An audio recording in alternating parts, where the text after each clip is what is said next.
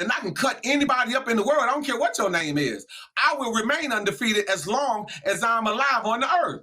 There's absolutely no man on earth, nowhere. I'm actually up next.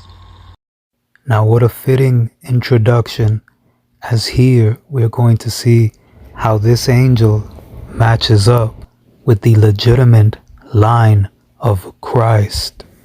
I bow down to your point. So now I was actually not going to make this video and let G Will simply be.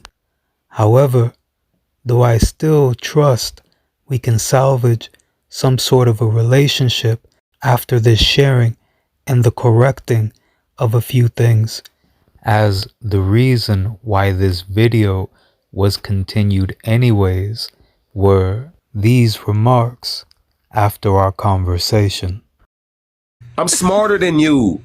We First Five fam, we bigger than you, we stronger than you, we faster than you. Me looking to return to the live. So I concede to the point, but for the time that he had to put in to get that answer, it was very worth him for me just to say, okay, cool, you got it.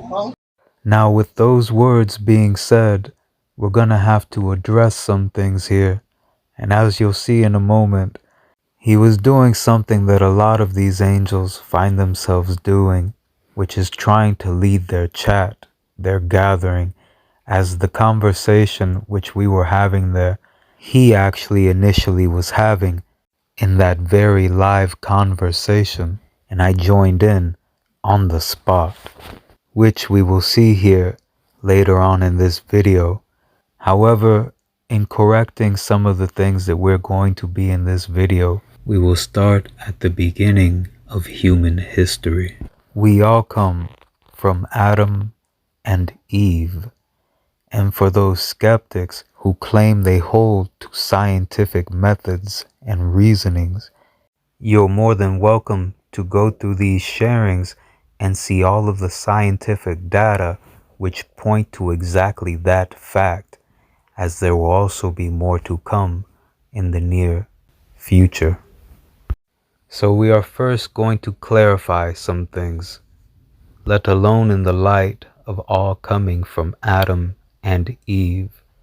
It has been claimed by G. Will in his teachings that people which are referred to as Caucasian began to be so because of leprosy.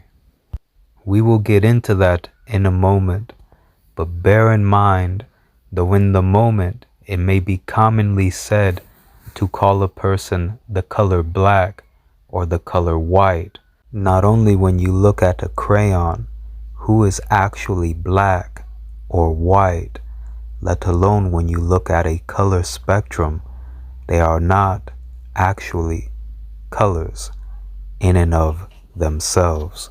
Once more, all of the human race are of Adam, and as well as it meaning humankind, human or man, its root meaning is related to ground or red. Now, as we are about to see here, after reading that God formed man from the ground, the question is raised, what color is the dirt? And someone answers, brown. 1 and 27, he's telling you who these people are. He named them Adam. And the Most High formed man of the dust of the ground and breathed into his nostrils the breath of life, and man become a living soul. What color is the dirt?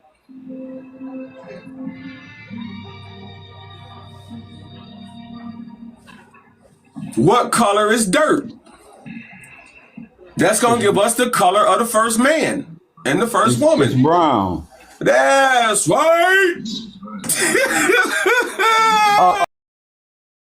This only serves all the more to prove that all come from Adam and Eve, being as that from a purely biological standpoint, classifying all humans as brown is accurate, is correct, as of course our bodies are biological entities. And for anyone thinking you were just referring to Adam, meaning red, brown is a form of red.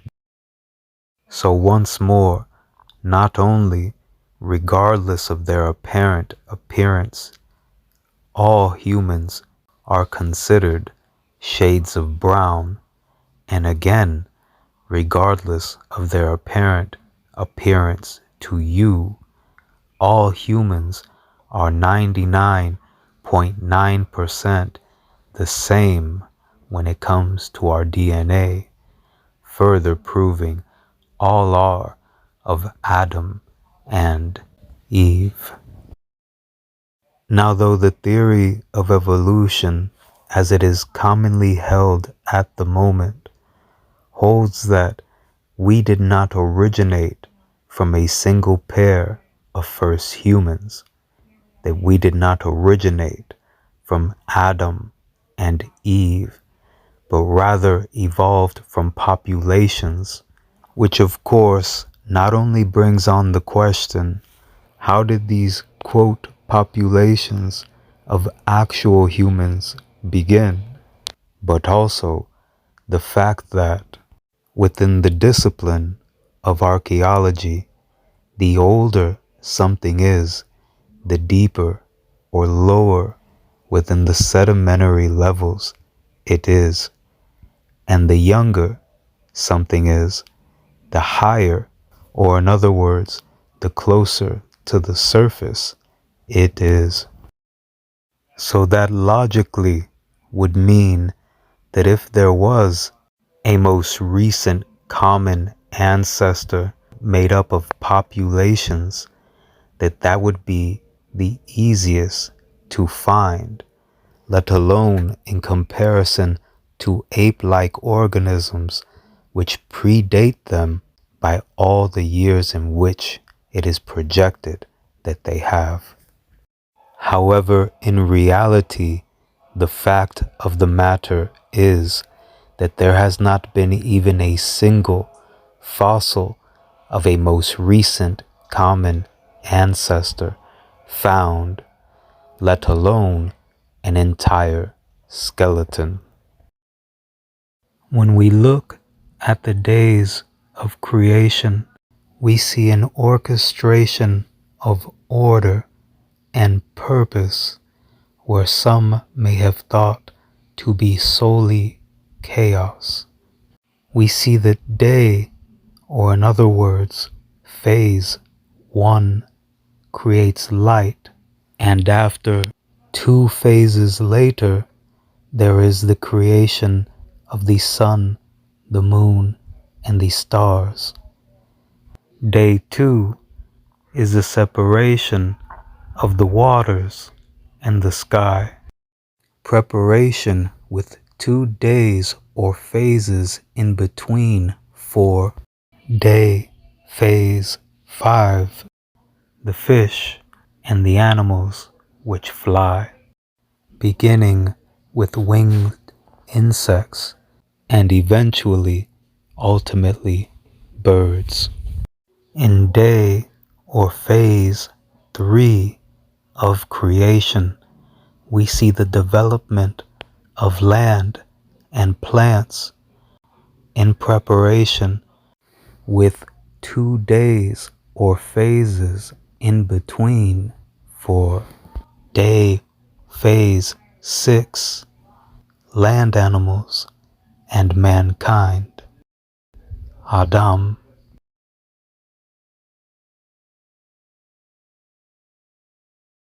Now you may have noticed the order in sequence of 2 days in between one day and the day that it ultimately served as a foundational preparation for. This very pattern of doubles within the sequence of creation is reflected within the birth of the 12 tribes of Israel. The tribes that were born in an order of doubles, of twos. All of the tribes were born in twos. First Reuven, Shimon, then Levi, Yehuda is two, altogether it's four. Then come the two sons of Bilhah, then the two sons of Zilpah, then another two sons of Leah, then the two sons of Rachel. The model of the birth of the tribes is twos.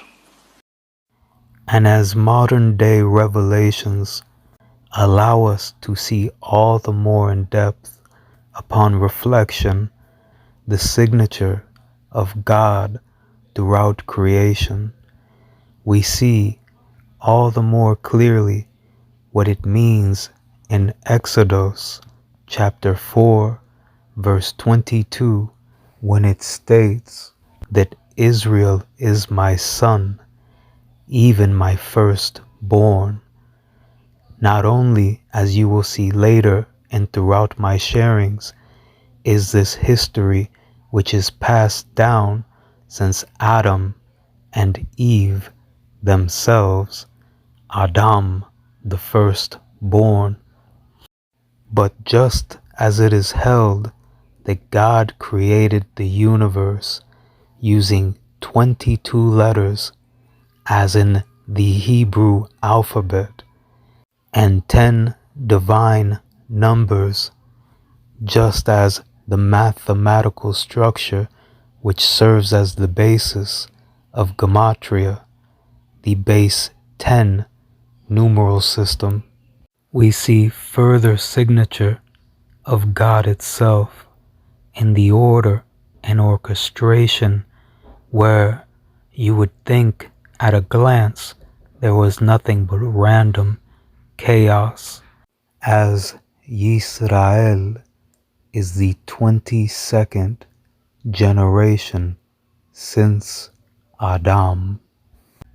We see further signature of God embedded within our very genetic code, as the total permutations of one of the Hebrew names for God is 3 letters in 4 places, for a total amount of permutations of 64, and our very genetic code is 64 codons to 22 actions.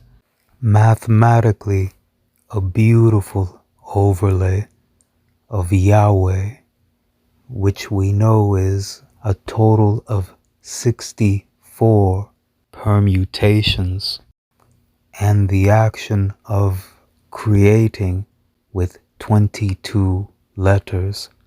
This is reflected in our very genetic code, 64 codons to 22 actions, and further signature of God throughout the universe is the fact that the total permutations of all 22 letters of the Hebrew alphabet, the total permutations of that number 22 equates to an estimate of the total amount of stars in the universe.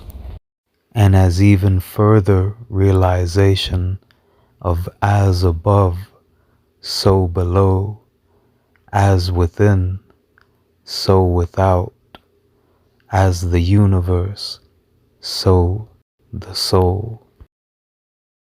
Just as it is computed that the total permutations of the number 22 equates to the modern day calculations of stars in the universe, as well as there being 22 Hebrew letters, there are ultimately 22 amino acids in 22 pairs of chromosomes within our bodies.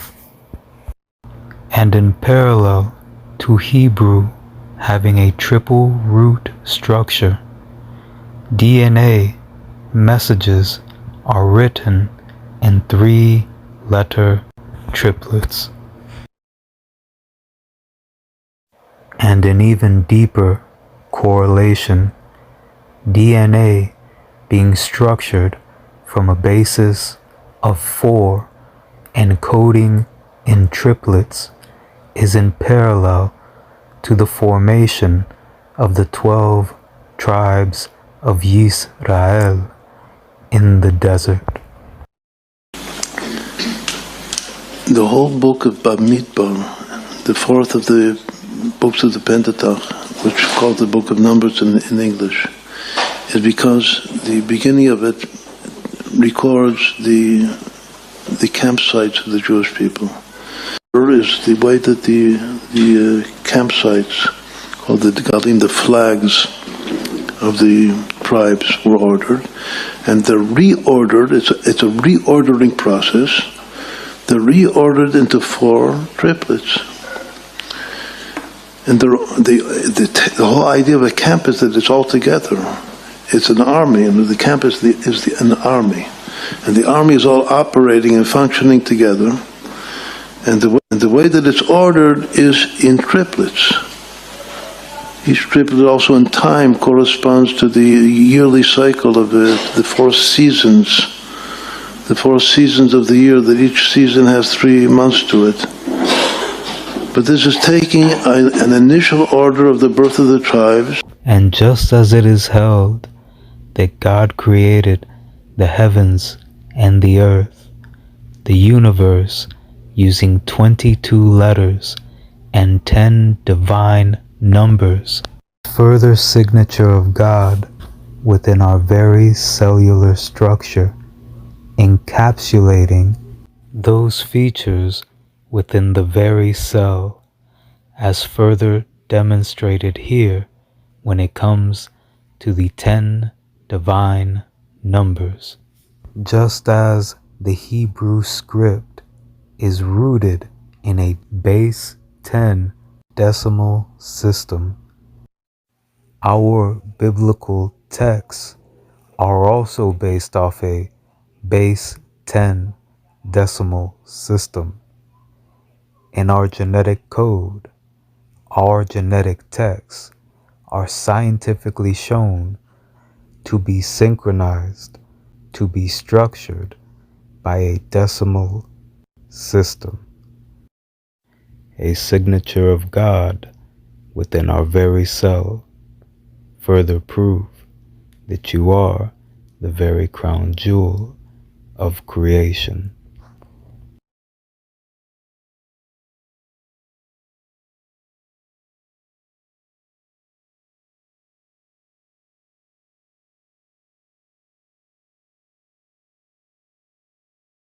Amongst the intricate inner workings and mechanics of our genetic text is the highlight of what many know as angel numbers.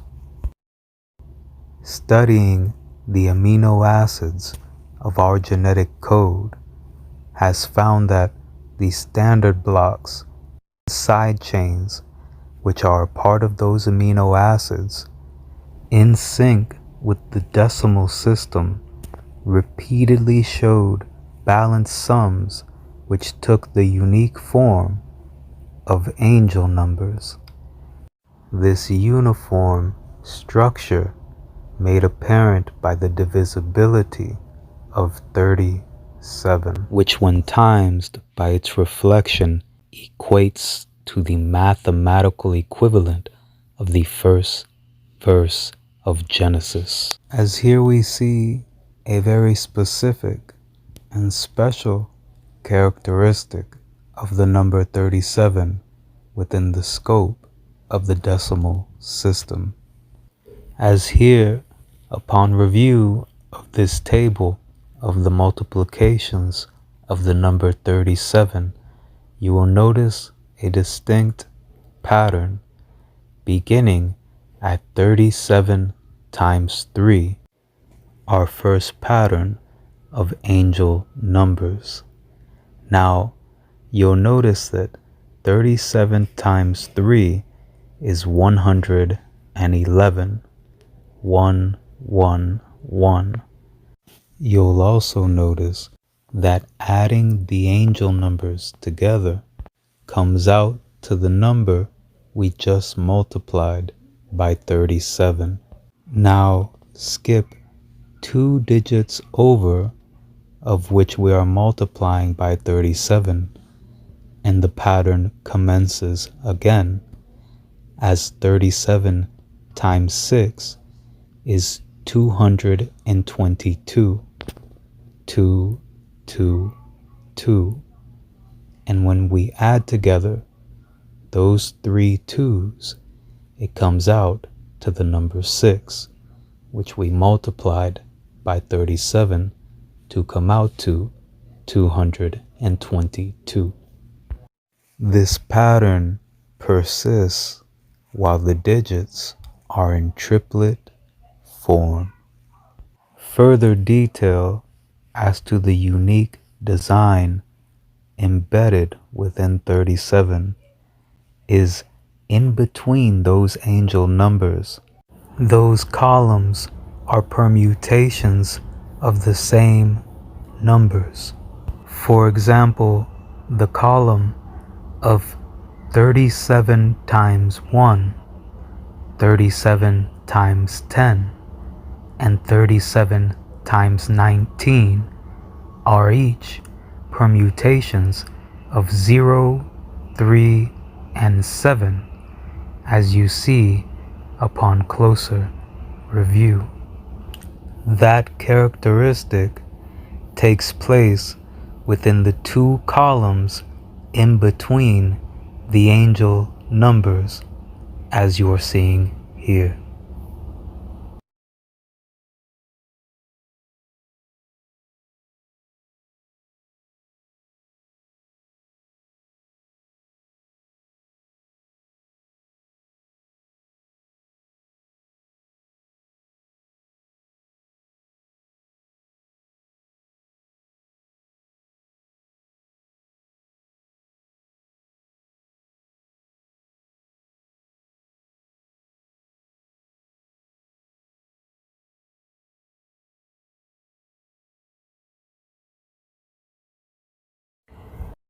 Now back to the point of there being, in essence, double days, double phases, marking a pattern within the orchestration, the order within creation itself. We see another aspect of doubling when it comes to a geometric sequence which serves as further proof of orchestration, where you may have thought there was just purely random chaos.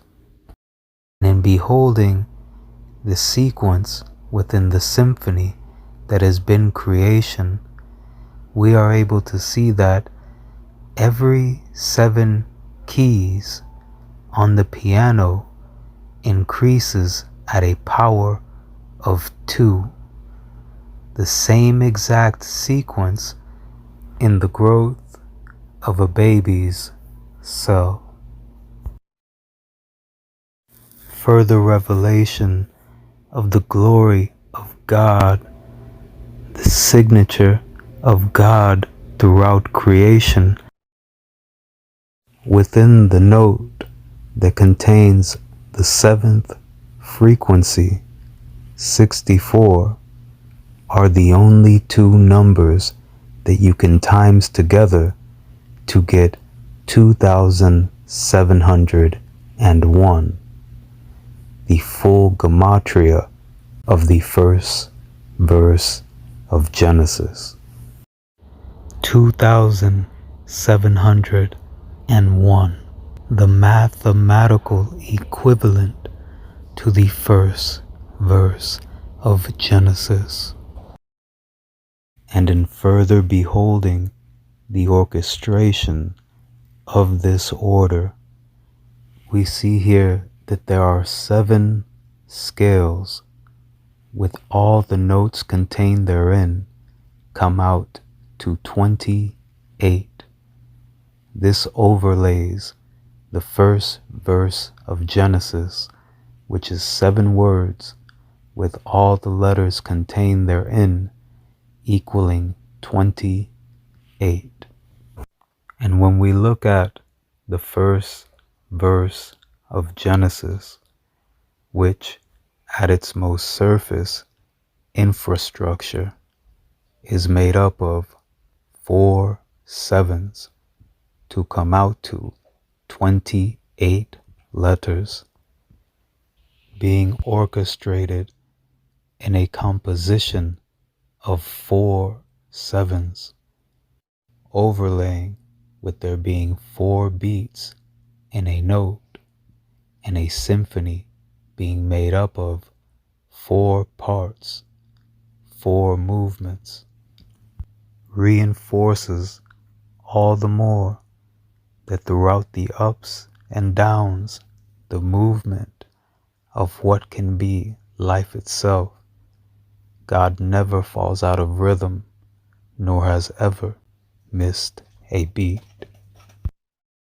And when it comes to this orchestration of order, one of the greatest, one of the strongest, and yet sweetest of signs of this very structure, even amongst what seems like chaos, composed by our Creator, is the fact that any person alive today is here because they had 2 parents and ultimately 4 grandparents, and that geometric structure, that geometric sequence keeps doubling back through our very generations, a reflection of the very grace of God, and further order to any question of you being meant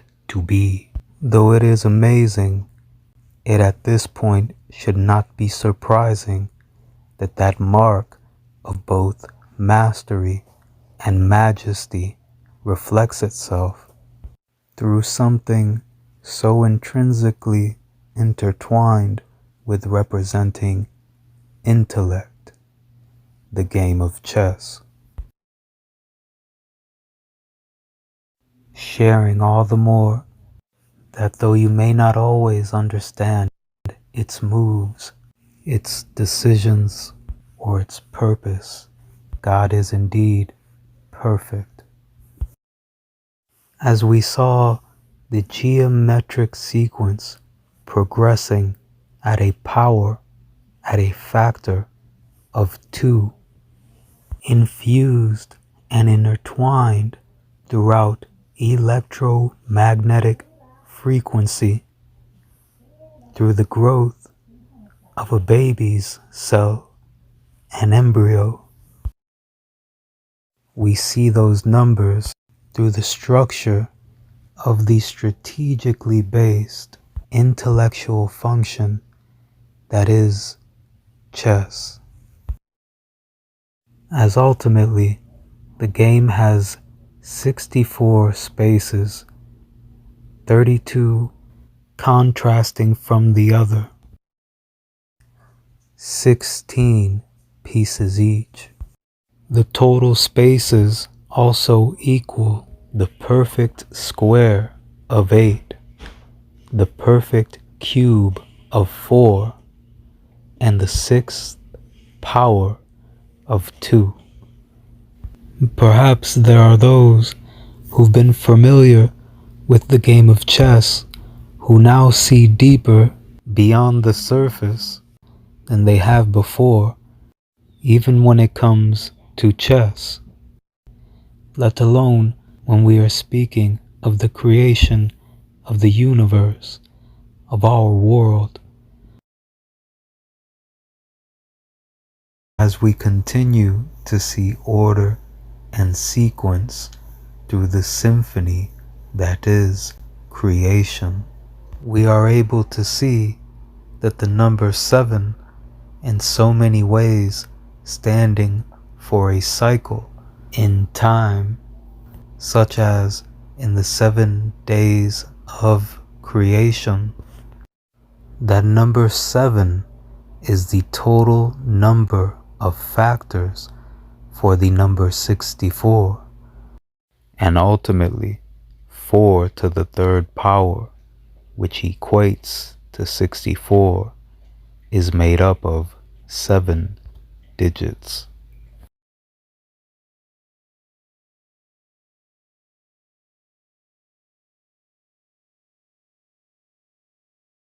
And as it is the glory of God to conceal or entrench a thing, it is the honor of queens and kings to seek it out. And ultimately, now that we have beheld order and orchestration where once may have been thought to have solely been random, even when it comes to the electromagnetic fields, being reflective of a geometric sequence increasing at a power of factor of 2, those very same 7 factors of 64 being the mathematical basis to the very game of chess, shows the genius of God and being able to plan and think moves ahead, as in other words are expressed in the book of Jubilees, the little Genesis, which expresses that God premeditated, calculated, pre-planned from the knowledge of its heart. Further proof of that fact is that within the first verse of Genesis, in the beginning, God created the heavens and the earth. In the very center of that sentence is the Aleph, Tav, which are the first and the last of the 22 Hebrew letters, signifying a completion from beginning to end. And those 22 letters from Aleph to Tav highlight the orchestration of order composed by our Creator, God itself. As in the beginning there were a total of 22 acts of creation, and brings all the more highlight to the total of the 22 Hebrew characters having a permutation which equates to an estimate of all the stars in the universe. And that orchestration of order, the perfection of God's plan, and the display of its design, where some may have thought was just random chaos, is reflected all the more with there being 22 generations from Adam to Jacob, bringing all the more clarity to the verse, Israel is my son, even my firstborn, as we will see further proof that this history has been preserved since Adam and Eve, and in even further depths of clarity with regards to God creating the universe with 22 letters and 10 numbers. A scientific theory of dark matter, for every particle that can be seen are 10 that cannot be seen of equal mass. And as there are scientists which propose that virtual particles are the explanation for dark matter, the description of the 10 Sephirot are strikingly similar, such as the 10 Sephirot have the appearance of a lightning flash, and as we see here, virtual particles can sometimes appear as flashes of light.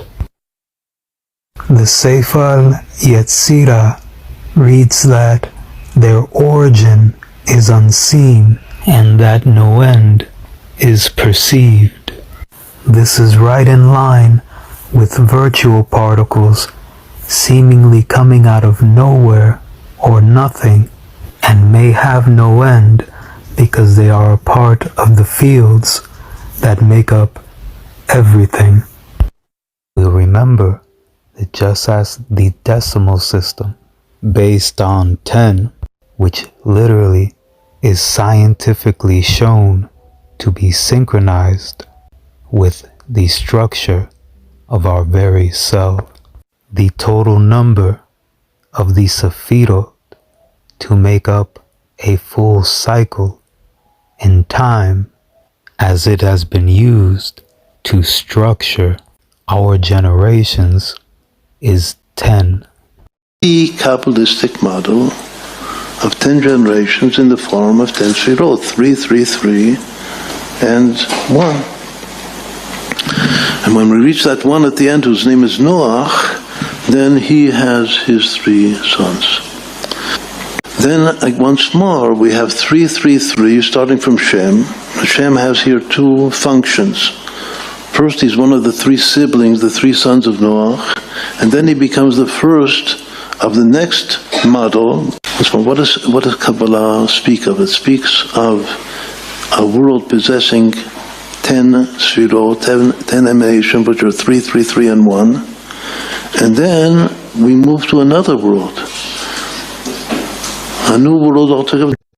And by the grace of God, time itself continues to show modern day revelations, displaying how science overlays with our ancient scriptures. New interpretations of the text now suggest the entire Torah was encoded into a crystalline substance, not necessarily a crystal, but a crystalline substance that fit into the palm of a single hand. And when the Ark of the Covenant is revealed and made public, we will see. And by the grace of God, we are now able to see all the more clearly realizations of the depths of God encoding the entire Torah in a crystalline substance, using the 22 letters and the numbers 1 through 10 to create the universe.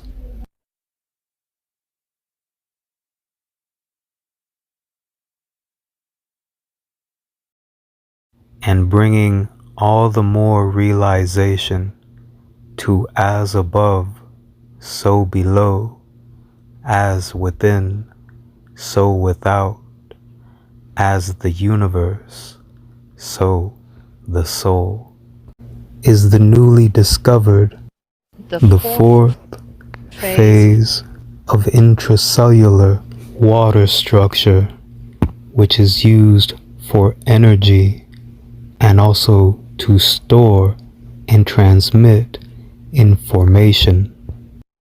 And just as that fourth phase of intracellular water structure is a hexagonal structure, this overlays with the first verse of Genesis being 7 words made up of 28 letters, which is the 7th triangular number and the 4th hexagonal number, overlaying with the fourth stage of intracellular water structure, and being a perfect number is a signature of the kingdom of heaven being within you. That fourth stage of intracellular water structure being a crystalline substance perfectly overlaying with God encoding the entire Torah in a crystalline substance. New interpretations of the text now suggest the entire Torah was encoded into a crystalline substance, not necessarily a crystal, but a crystalline substance that fit into the palm of a single hand. And when the Ark of the Covenant is revealed and made public, we will see that is the case. And now we will go back to the conversations that I had with G. Will. This first one in particular was in regards to Genesis, with regards to the light being created before day 4. When it says he created the sun and moons and the stars, right? I think in verse 14 through 17. All right. Verse 3, he says, and God said, let there be light. And there was light. Who was that? And God said, let there be light. Whoa. He asked me a question.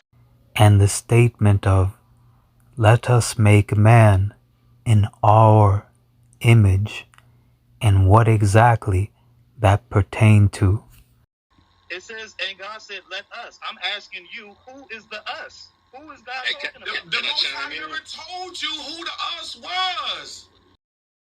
Now we will begin where I enter this conversation. And I can cut anybody up in the world. I don't care what your name is. I will remain undefeated as long as I'm alive on the earth. There's absolutely no man on earth. Nowhere. I'm actually up next. Nowhere. Where you come on now? You sit up here now. Excellent. So I wanted to and ask. I'm scared to say something. Say something. Okay. See, you gotta. See, no, I was. The first thing you gotta have a pair. I was listening to Junior. He wasn't finished yet. I was waiting patiently. Okay, wait. What Junior is done. Come on. What you want to talk about? Excellent. Well, the first thing is, I know that you mentioned that God would, in essence, express itself through your voice. Correct?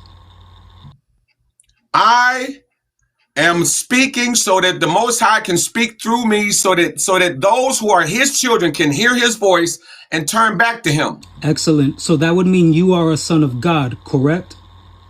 I am speaking. Stop trying to put words in my mouth and say what you want to say, dog. Stop trying to go off of what I'm doing to create your point. And either you have a point or you don't. What do you mean? What do you mean? Stop going off of what you're doing, which is why you're up here speaking. Say? Well, you came here no problem. For a reason. Come on. Yeah, no problem. Well, first we can address the light before day 4, because what is actually the case is the Genesis is more high tech than what science is catching up to today. And when you look through Genesis, when you get to God splits the waters, waters in Hebrew is ma'im, which is the root word for hydrogen in Hebrew. In the beginning, God created the heavens and the earth. The earth was formless and empty, void. Darkness was over the surface of the deep, and the Spirit of God was hovering over the waters. Now, the first element known to us is hydrogen. The word for hydrogen in Hebrew is ma'im, originally at root, meaning waters, and hydrogen being a gas. Still, that word is right in line with the etymological roots of the very word for hydrogen being water forming.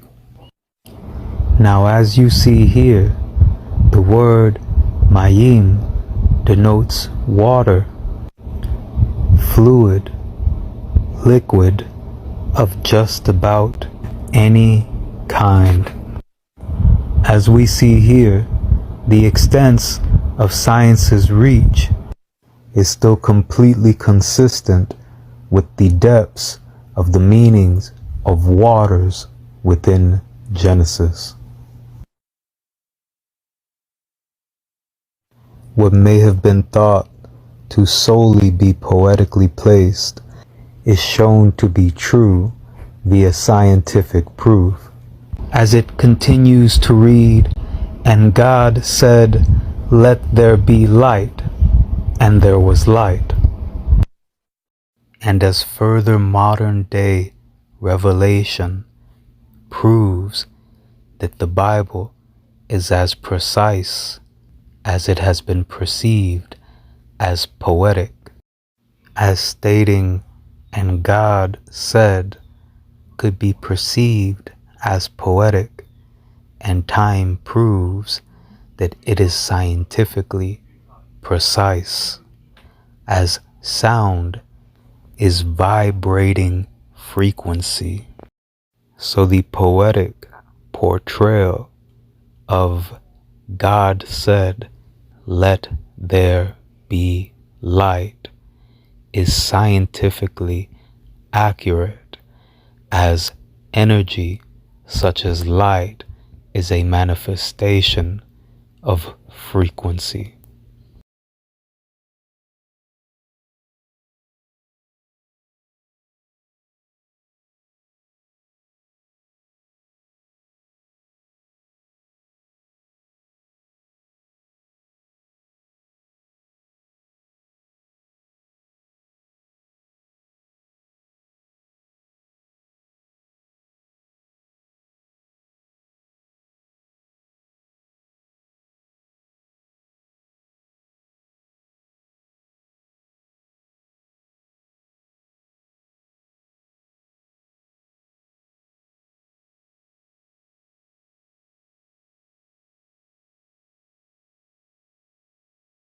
And God said, let there be light, and there was light.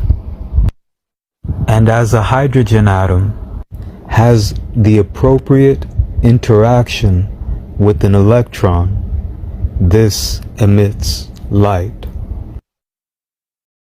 And by the grace of God, we know what colors are emitted from a hydrogen atom.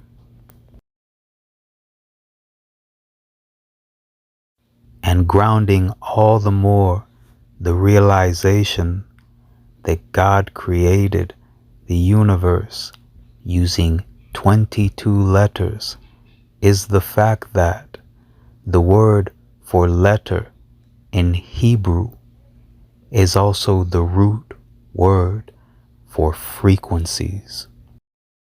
And it has been proven that the gematria for the very colors emitted from a hydrogen atom are directly reflective of its wave frequencies.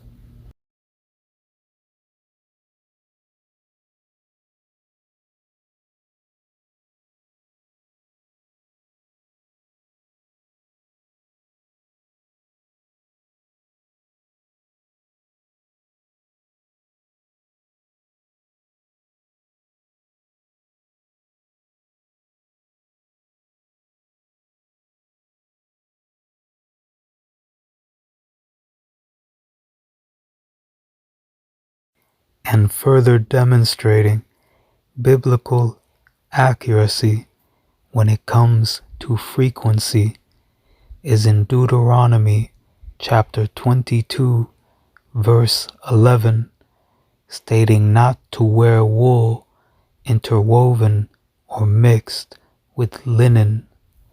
And both linen and wool have a frequency of at least 5,000, yet when interwoven, when mixed together, they cancel each other out to zero. And as a hydrogen atom has the appropriate interaction with an electron, this emits light. Furthermore, the 137 constant, the measure of the strength of the electromagnetic force that governs how electrically charged elementary particles and light interact. The number 137 permeates throughout the topic of this process, as light is 137 times faster than an electron. If we look at Genesis, we'll see that the 37th word falls upon the 137th letter, that word being light, and describing the designed function of the 137 constant, which measures the strength of the electromagnetic force that governs how electrically charged particles interact with light. As it reads, God divided the light from the darkness. This extends to the creation constantly going on within our very bodies, as the number 37 is renowned to overlay the inner workings of our genetic code, and our cells, our DNA, communicates at the speed of light and via light. As our cells communicate not only with one another, but ultimately with the quantum fields, the universe, the heavens, all around us. Now, prior to even the first element, science holds that the universe began with a singularity prior to what is renowned as the Big Bang. This parallel runs even deeper with historical records, such as the Kabbalistic holding that everything began with God concentrating its energy into a central point, which parallels the consensus of the extents of modern day science. Now, this highlight of the universe beginning with a single central point is further encoded within the gematria of the first verse of Genesis. In the beginning, God created the heavens and the earth. As the Hebrew word for point is nekuda, which has a gematria of 165. 165 is also the exact center point of 329, which is the ordinal gematria of the first verse of Genesis. In the beginning, God created the heavens and the earth.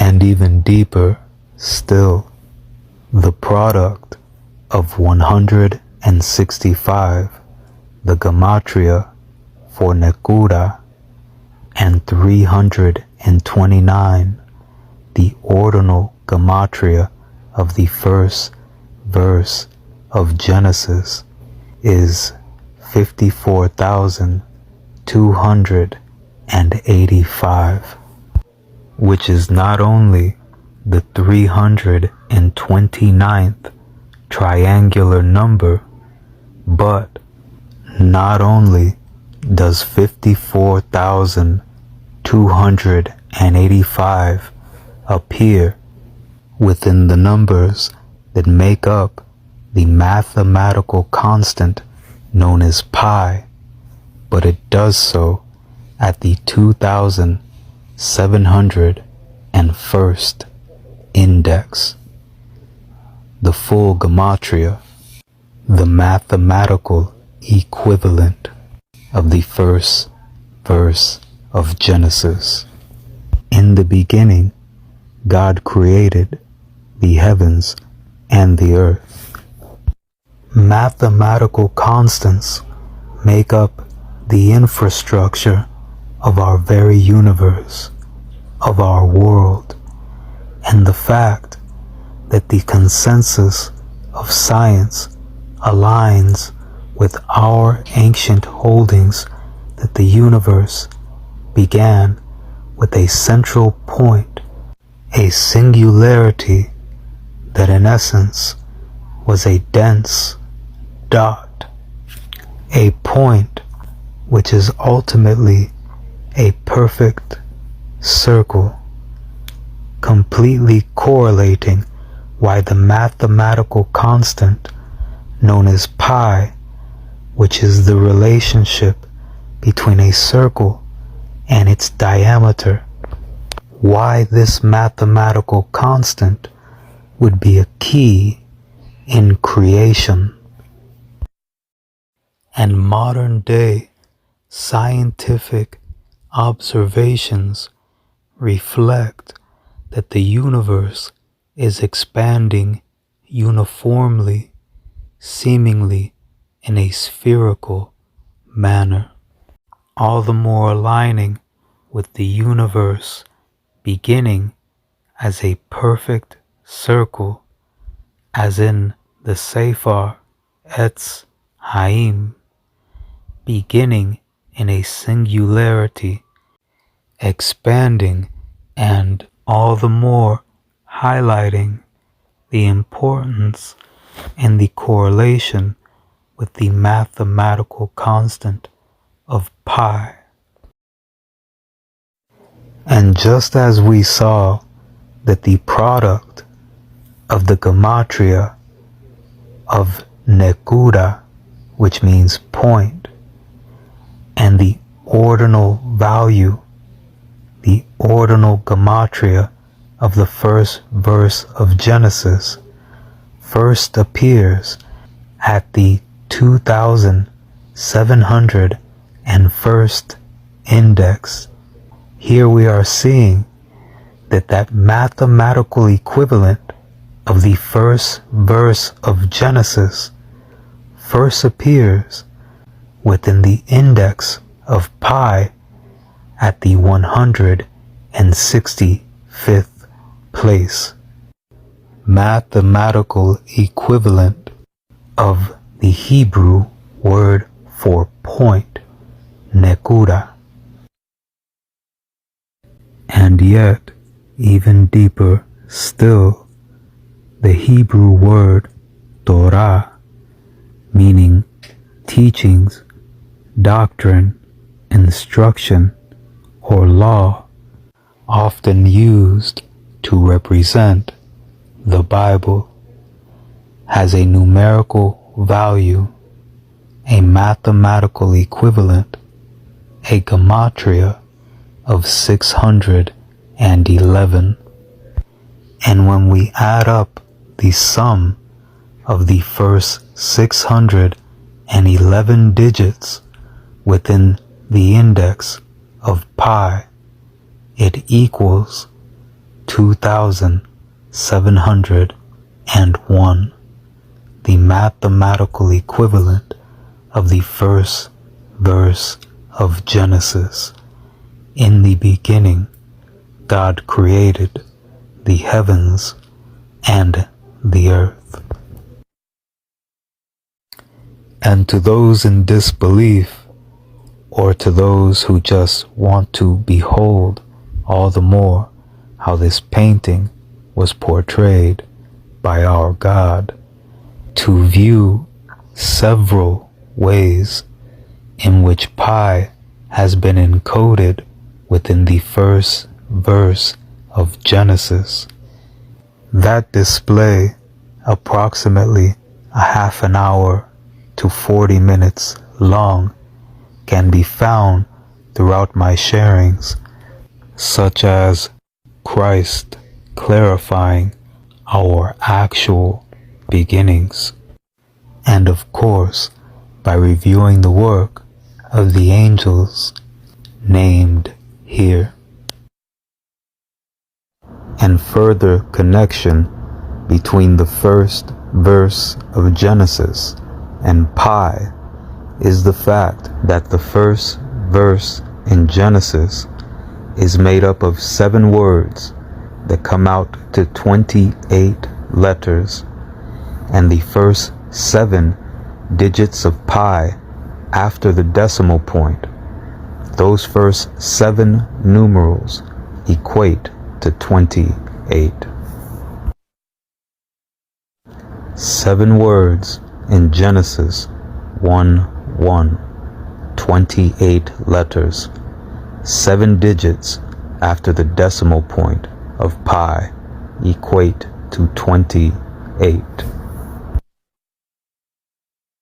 The Sefer Yetzirah, the book of formation, which holds that God created the universe using 22 letters and the numbers 1 through 10. Now we are able to see an overlay between the consensus of modern day science as to the beginnings of our universe and the orchestrated order of the 22 letters portrayed and outlined in the Sefer Yetzirah, the book of formation, also known as the book of creation, where it is held that of the 22 letters passed down since Adam and Eve,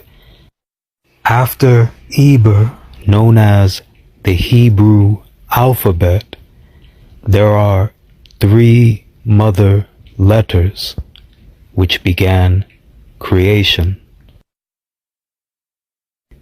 This parallels the first 3 elements after what is renowned scientifically as the Big Bang, known to have begun with what is scientifically held as the singularity, central point held Kabbalistically and further proven within the depths of the first verse of Genesis. So thus far we have a direct parallel between the first 3 mother letters of Aleph, Mem, and Shin, and also the first 3 elements, hydrogen, helium, and lithium.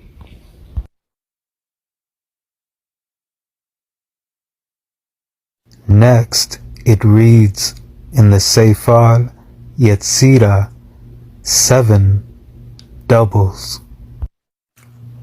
And when we take a look at what science holds as the first 7 elements created in stars after hydrogen, helium, and lithium, we see a particular pattern continue where the number of protons and electrons skip 2 single units, in essence, a double.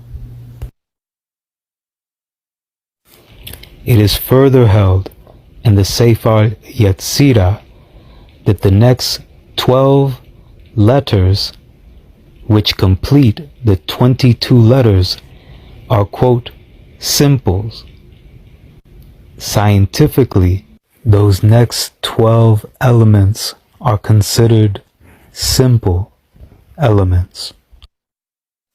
And perhaps further revelation will reveal which exact letters correspond with which exact elements, as for example, iron is also a simple element which develops within the stars. And though almost every element up to iron can be considered simple, it's a reminder to bear in mind that these traits are found throughout the elements, such as the doubling of protons and electrons, also throughout the three mother letters. However, it is still categorized as the three mother letters, distinguishing being the first. All the more highlighted, paralleling God creating the universe using 22 letters and the numbers 1 through 10, a scientific theory of dark matter. For every particle that can be seen are 10 that cannot be seen of equal mass. And as there are scientists which propose that virtual particles are the explanation for dark matter, the description of the 10 Sephirot are strikingly similar. And the numbers 1 through 10, as we saw earlier, a scientific theory of dark matter. For every particle that can be seen are 10 that cannot be seen of equal mass. And as there are scientists which propose that virtual particles are the explanation for dark matter, the description of the 10 Sephirot are strikingly similar, such as the 10 Sephirot have the appearance of a lightning flash. And as we see here, virtual particles can sometimes appear as flashes of light. The Sefer Yetzirah reads that their origin is unseen and that no end is perceived. This is right in line with virtual particles seemingly coming out of nowhere or nothing and may have no end because they are a part of the fields that make up everything. And by the grace of God, we are now able to see all the more clearly realizations of the depths of God encoding the entire Torah in a crystalline substance, using the 22 letters and the numbers 1 through 10 to create the universe.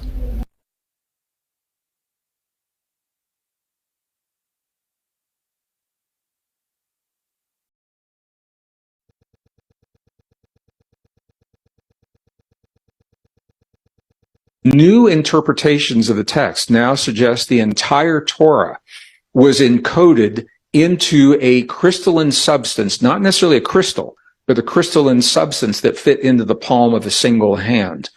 And when the Ark of the Covenant is revealed and made public, we will see. Now, when you split those waters... What's the root word for oxygen? I'm sorry?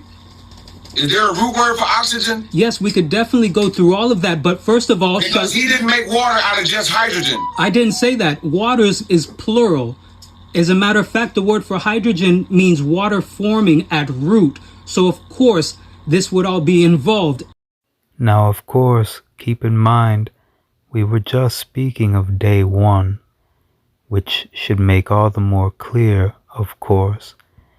This is not the phase of creation in which G. Will just posed his question and an attempt at a rebuttal off of. And in fact, speaking of what Hebrew words are, Elohim doesn't mean 3 at all. The word for 3 is shalosh. I never said that. I know you didn't say that. Now you're more armed for the next time you hear it, though. No, aren't you? I don't need none of that shit. I want you to speak, say what you're gonna speak, say what you're gonna say, and prove what you're gonna do. I don't need your education. Now the reason why there was light before day 4 is because when a hydrogen atom has the appropriate interaction with an electron, that emits light. That is how there was light before day 4, before the sun. If you go to the scientific theory, which is the Big Bang, the first 3 elements after the singularity, after the Big Bang, was hydrogen, lithium, and helium. So when hydrogen had the appropriate interaction with an electron, that emits light. Well, you can look how you want to, but buddy, Genesis 1:1, which you just tried to say, hey, you guys don't know this, that, or the third, just because you're learning something, you don't have to sit there and look like a fool.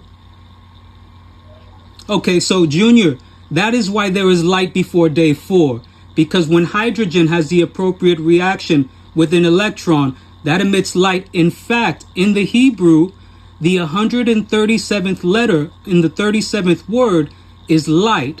The mathematical constant which deals. Look. Are you gonna let me finish? Do you got something you want to say? You want to present something or something? I was just about to finish that the mathematical Well, we're not constant. finishing none of that. Do you got something that you want to talk about in this book, or do you want to step down? I ain't got time for this. I'm talking about Genesis. What do you mean that's in this book? No. You Yes, I trying am. to give us a whole damn thesis on light. We're not doing that. No, I'm not. When What you do look at want? Genesis, sir, when you look at Genesis, it's very simple. I'm gonna ask you one more time. If you're gonna run, you can run. I'm gonna ask you one more time. If it's too much for you, do you you want can to run. present something? Do you have a question for me? I'm not here for you to try to sit here and teach us about light. Do you have a question? You just couldn't answer his question. Why are you Do acting you out? have a question? So far, you're not undefeated. Okay, can you step down off my panel, please?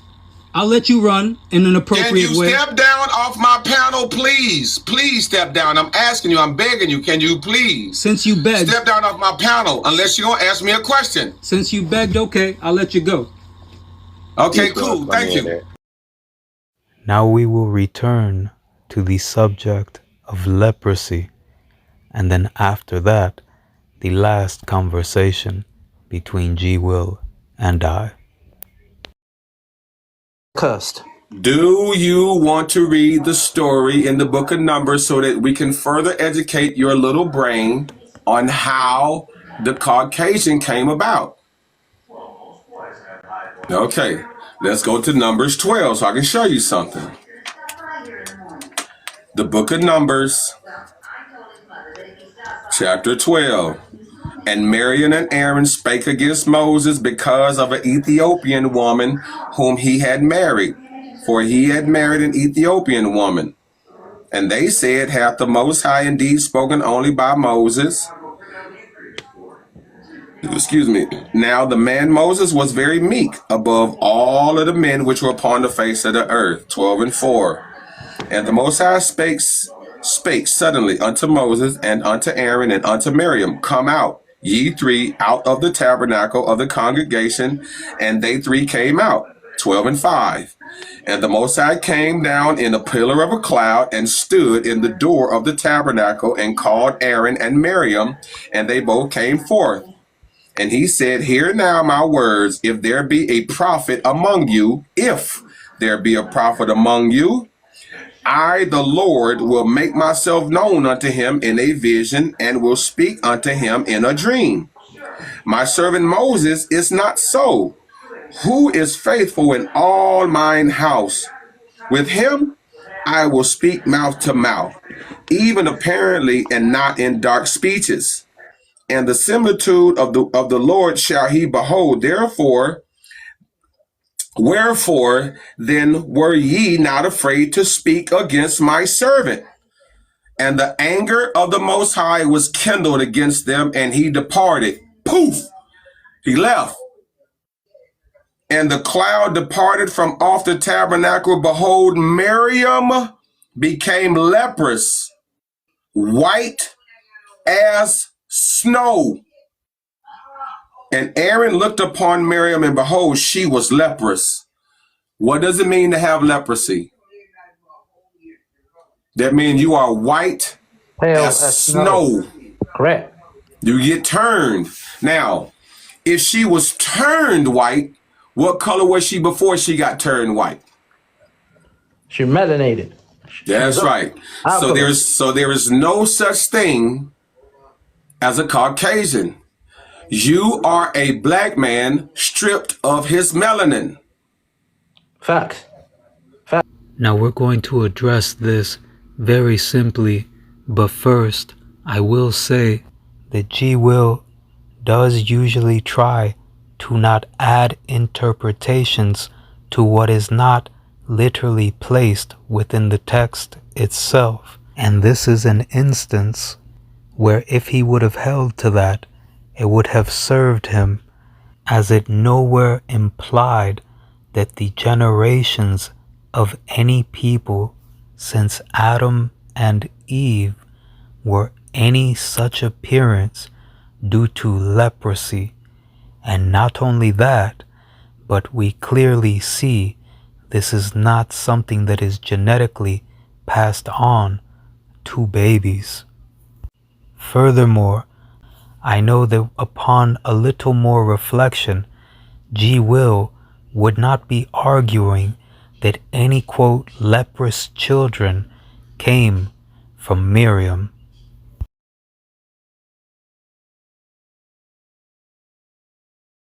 And when we look at the Dead Sea Scrolls, the oldest copies of the Bible in the world, with some scholars dating them back to the 5th century BC, we will not only find roots to the answers of some of the questions that we have today, but we will actually see copies of, for example, Noah speaking to his sons in the first person. Here we see the origins of a ceremonial custom that should a woman give birth to a son, after a total of 40 days, 7 and then 33, she will then be purified. And if she has a daughter, it will be twice 7, 14 days, and then also double the 33 days, 66. Twice that for a boy, for a total of 80. And then when we look at the book of Jubilees that was preserved and protected by the Hebrews in Qumran as one of the Dead Sea Scrolls, we see further depths as to what it means that Israel is my son, even my firstborn, as these ceremonies, these laws and statutes, this history has been recorded, preserved, and protected since Adam and Eve. And as we see here, this ceremony is in commemoration of the first two, Adam and Eve, and a reminder that we all come from the first two. Once more, Israel is my son, even my firstborn. And as aligns with twice 7, the 14th verse of this chapter states that this is a law for Yisrael to keep for all days, as Moses and the Israelites were preserving what was since Adam and Eve. And now we will return for a moment to my first conversation with G. Will and the question that was posed earlier in the conversation, which was who was God speaking to when it stated, "Let us make man in our image." It says, and God said, let us. I'm asking you, who is the us? And as you see here, recorded in the book of Jubilees, on day 1, God created its angels. And then it goes on, and thereupon we saw its works and praised it and lauded before it on account of all of its works. For 7 great works it created on the first day. And once more, Jubilees is stating that we saw its works on the first day. And further clarification to the answer of who was God speaking to when it stated, "Let us make man in our image." Here we read of God in direct communication with us, its angels, as Jubilees holds, and then it said unto us. The fact that we are its angels is not so directly etched within the biblical books that you may be more accustomed to, such as in Genesis 18, it is held that 3 angels visited Abraham and Sarah. And as you are seeing here, the text within Genesis 18 states 3 men visited. Ultimately, before 2 of those men went to Sodom, which you will then see in chapter 19, verse 1, they are then recorded as angels.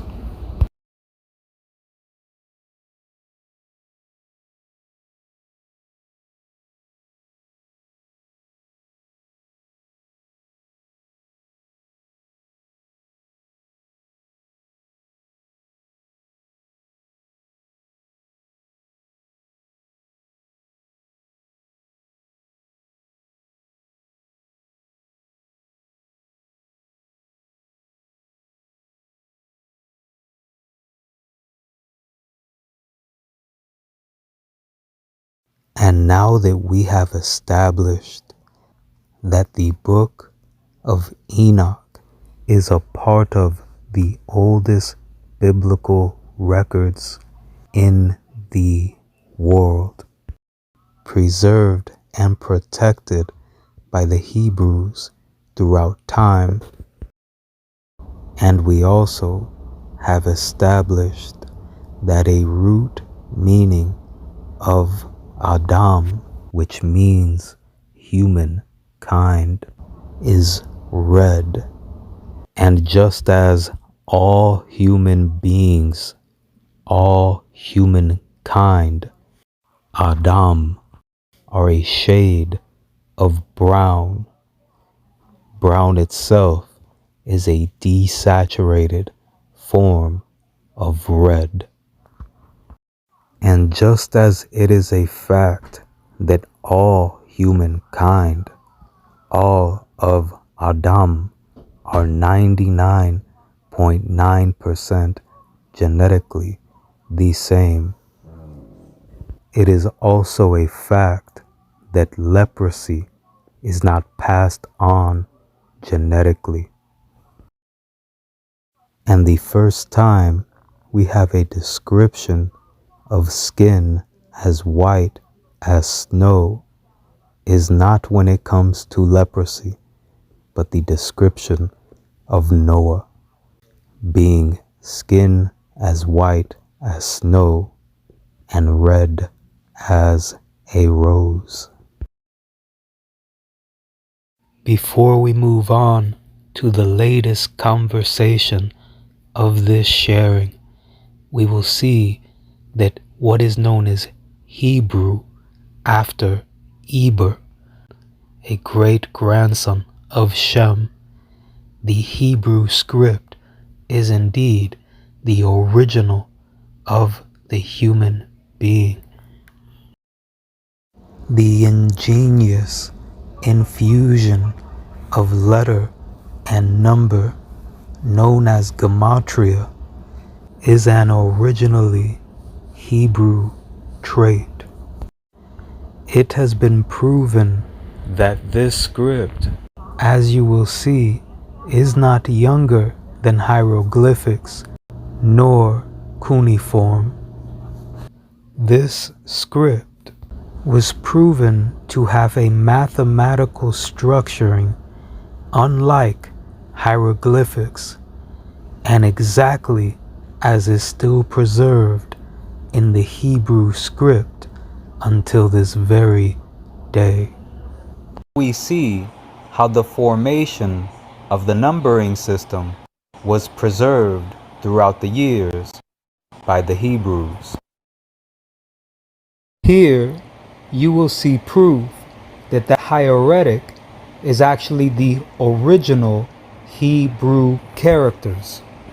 When you look it up, you will find that there have been hundreds of archaeological findings of this Hebrew hieratic being used throughout the Davidic kingdom's time period.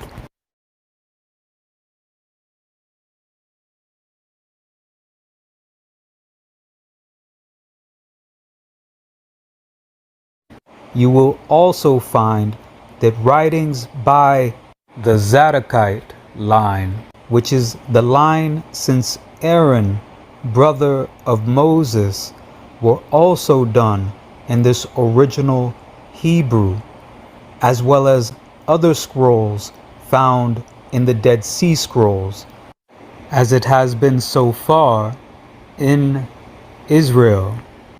Experts in the field, such as Stephen Fahn, have dubbed this script Hebrew hieratic. What has been called the oldest written, quote, religious inscriptions found in these original Hebrew characters. Now, archaeological findings are now proving that, quote, hieratic, that original Hebrew script, did not come after hieroglyphics.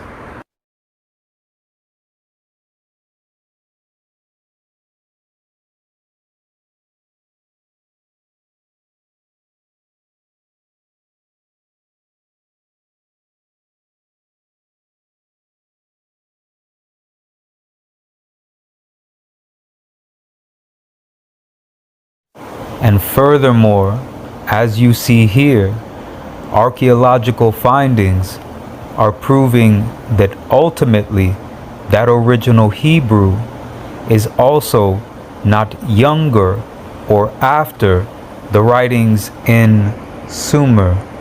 And as you see here, unlike what was held as usual secular consensus, it is indeed this Hebrew that later the Canaanite and Phoenicians also used without gematria. Now, before we move on to the last conversation with G. Will, one more look at the validity of the Book of Enoch, and specifically the astronomical chapters of the Book of Enoch, aligning with the history of Abraham teaching sciences such as astronomy to the Babylonians and the Egyptians. It is true that the cosmic order of the very stars by their organization is in sync exactly with the calendar, and proof of exactly that is the castle pyramid, a calendar represented in stone, both with its architectural layout of having a body of water underneath, such as renowned to be the case with the pyramids around the world, and also representing the calendar of the angels with its features. It proves all the more Genesis chapter 11 verse 1 that all the world was of one language. And reinforcement of that is that it is held that the 7 lighted triangles and the 6 dark triangles, which takes place at both the spring and the autumn, the fall equinox, represent the 7 days of creation, of course, exactly just as the account of Genesis. This masterful genius, displayed, channeled through architecture by the grace of God, shows that this calendar has been and is indeed perfect, let alone without calendar drift, as precisely 182 days pass between the 2 equinoxes, 182 days, of course, being half of the 364-day year. And if need be, perhaps in the near future, we can do a recount to make sure to reaffirm this fact, that the arrangement of the very stars follows the order within the calendar passed down since Adam and Eve. Thus, the phenomena at the castle pyramid. And just as there are 4 dimensions of time and space, and also the number 7, as in Genesis, stands for a cycle in time, we see that the 364-day calendar is divisible by both 4 and 7. The group that wrote the scrolls dated their festivals every year according to a 364-day calendar. This group had a 364-day calendar which is exactly divisible by 7, so that the same date fell on the same day of the week every year. It never changed. And this had some advantages, such as festivals never falling on the Sabbath. And as Moses was a part of writing books, a part of the scrolls that ultimately many call the first 5, Exodus, Leviticus, Numbers, and Deuteronomy. And he was also a part of preserving history, such as in Genesis and other books found within the Dead Sea Scrolls, as well as the original calendar of the human being, the original calendar of the angel, written of in Exodus chapter 12 verse 2 as starting in the spring, further detailed in the books of Enoch and Jubilees, and this bringing all the more clarity to the passage, Yisrael is my son, even my firstborn. Further understanding as to why Aaron, his brother, was assigned with him, as ultimately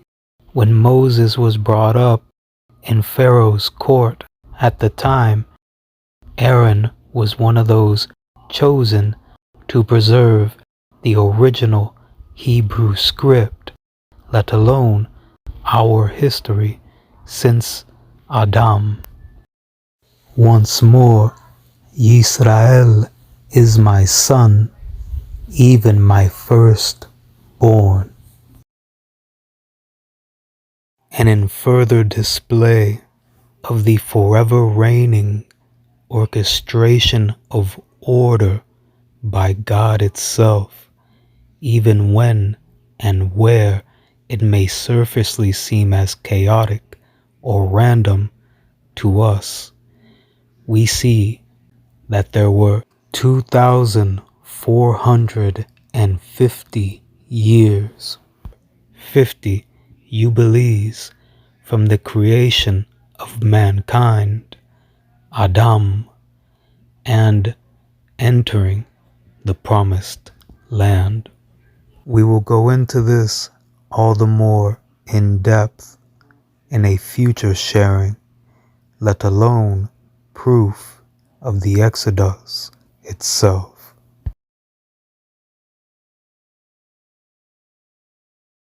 We will be featuring the proof shown here and much more in a future sharing, as now we will return back to the latest conversation with G. Will. Uh-oh. Now this reaction to me is solely reserved for the enemies of God, so of course G. Will being for it, let alone after it is further revealed in time that I am exactly as I have stated that I am by the grace of God. I am more than looking to have further conversations, let alone a relationship with G. Will, which is of course on the same side of one another by the grace of God. And as you will see further proof of the legitimacy of my line throughout my sharings, here we further prove the authenticity of David being anointed king. Thought you had missed that, Ed. I didn't know you was in there. Yeah, them I want him to come up. Come up, man. I listen just to want him to that talk. day. He ain't think I'm I not heard. gonna Like I pick on said, I you. called him one day. I just wanted to ask you a question Hey, G about Will, I something, called him one day. and you can step He like, down. oh, I'm about to go see my little thing. You hear me, G Will? He said, now going out of town to see females, and then got back just a week later. Gotta believe in what I believe in anyway, in order to get to their God.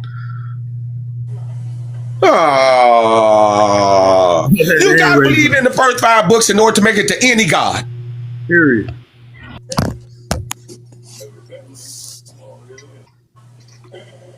That's a fact. And like I can't said, lose, dog. You they can't got to lose jump if me, you man. first 5 fam. How? Team undefeated. Always on the winning side. And I just can't lose. No way we lose to nobody. That means they're gonna destroy their own foundation. They find a way to break the first 5. Hey, Arnold Frierson, though, the funny thing is that you're not even an Egyptian or a Hebrew. So, like, well, imagine putting that when you're a Christian, like you choosing a side. They don't believe in Jesus Praise to the neither. Most High. You wanna win. You want us to lose so bad. We ain't never gonna lose. Ever. I got too much dirt on all y'all. Y'all on TikTok telling us Come how on, y'all Landy. You y'all can come won. up, and if we can have a decent conversation, Landy, I don't mind. I just don't want to do a whole bunch of yelling. Hey, G, well, you know why they did. You know why he did that, though. I mean, you can come up. I mean, really, you can. I just don't want to do a whole bunch of yelling. But I wanted to talk to you, cuz I don't want to try to have an argument. I wanted to ask a question about I was on a panel today, and I wanted to ask you how you felt about this question, and that was going to be it. I want to form a relationship with you outside of religion, because I think that you are a very mature and cool person. That's what I'm saying to you. And I'm trying to recruit your ass.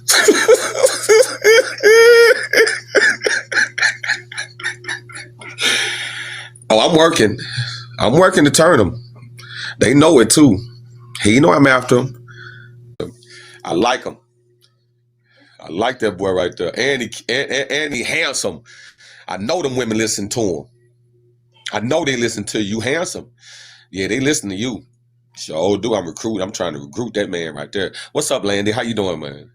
G. Will, I appreciate those words. I had a question in regards to what you were mentioning about David, and that is in the Old Testament. Yes. Yeah, David. That is in the Old Testament, though his mother may have been a Moab, though his mother was Ruth, of course, which of course we all come from Adam and Eve. And to further clarify, in ancient Hebrew, there is not a specific term for grandfather or grandmother. For example, Jacob could be called a son of Abraham, just as he can be called a son of Isaac. Still, in the Old Testament, bloodline comes from the father, tribe comes from the father, as David was still, of course, king. Okay, let me see. Hold on, where my glasses at? I'm kind of old, dog. Hold on. See if that line up with the scripture. Take your time. Let me go to Deuteronomy 23. See what Deuteronomy 23 says about 23 and 1. He that is wounded in the stones, or have his privy member cut off, shall not enter into the congregation of the Most High.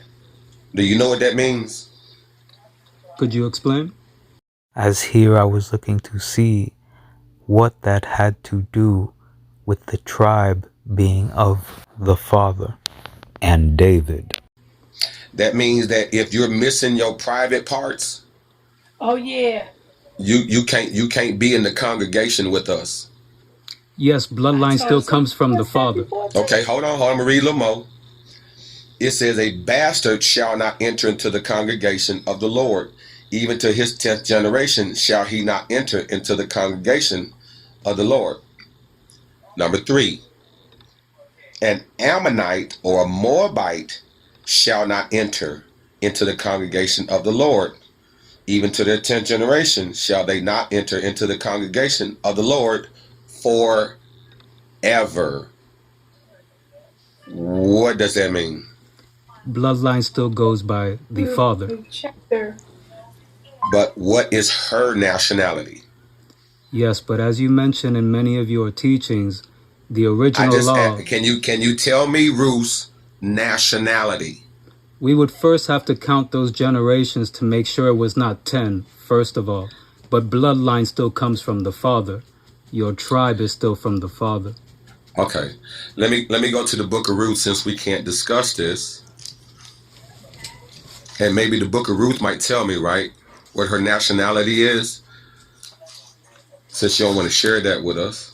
No, it wasn't that. I mentioned Moabite earlier. I didn't question what you mentioned in regards to that. I stated that tribe still comes from your father. This is Ruth. Now it came to pass, when the days judges ruled, that there was a famine in the land, and a certain man of Bethlehem went to sojourn in the country of Moab. That's crazy right there already. A famine, and a man from Bethlehem, Judah, he went into Moab. Why would he leave Judah?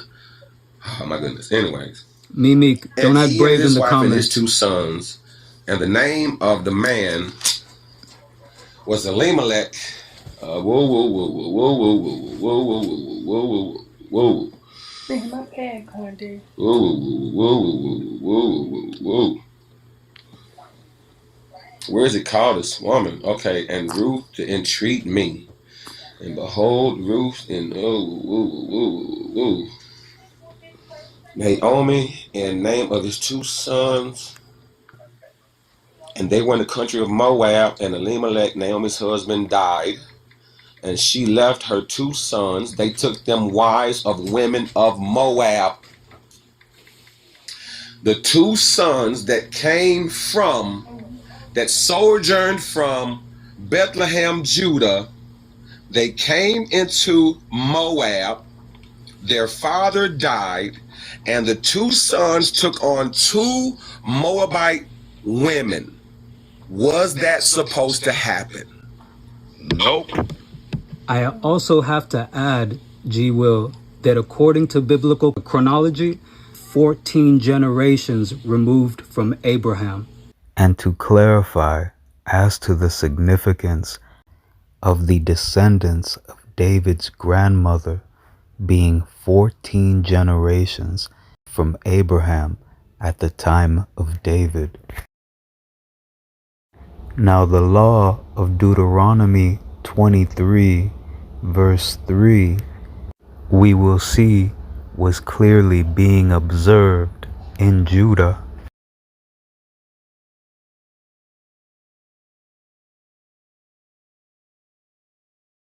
And living within the laws, Boaz made sure that there were elders, which of course knew the law, which witnessed all. And it is with great reason that the book of Ruth concludes with the genealogy of David, counting from Perez, as David is the 10th generation since Yahudah, Judah, and the congregation of the Lord, the assembly of the Lord, was by tribe. This is why Ruth ends counting the generations, the congregation, the assembly of the Lord, organized by tribe. Here was Judah. David was the 10th generation thereof. We also see a deep reflection in the fact that the women said to Naomi, "Your daughter-in-law, who loves you and who is better to you than 7 sons," and David being anointed after 7 sons have already passed. A sweet signature of the divine providence, the hand of God.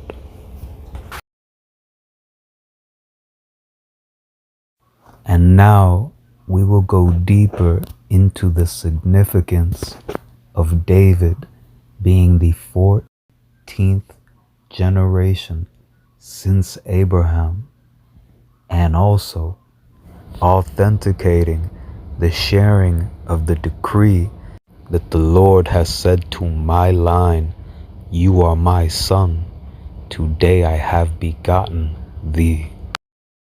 We are about to see further proof of God's awesome order and orchestration throughout what we may perceive in the moment as chaotic, as random. Now once more, there are 14 generations from Abraham to David. And not only is this number the gematria, the mathematical equivalent of the name David, as you'll remember, twice 7, 14, is a part of the commemoration upheld in Jubilees and in Leviticus chapter 12, which hails back to the creation of the first man and woman. 7 days plus 33 for a total of 40.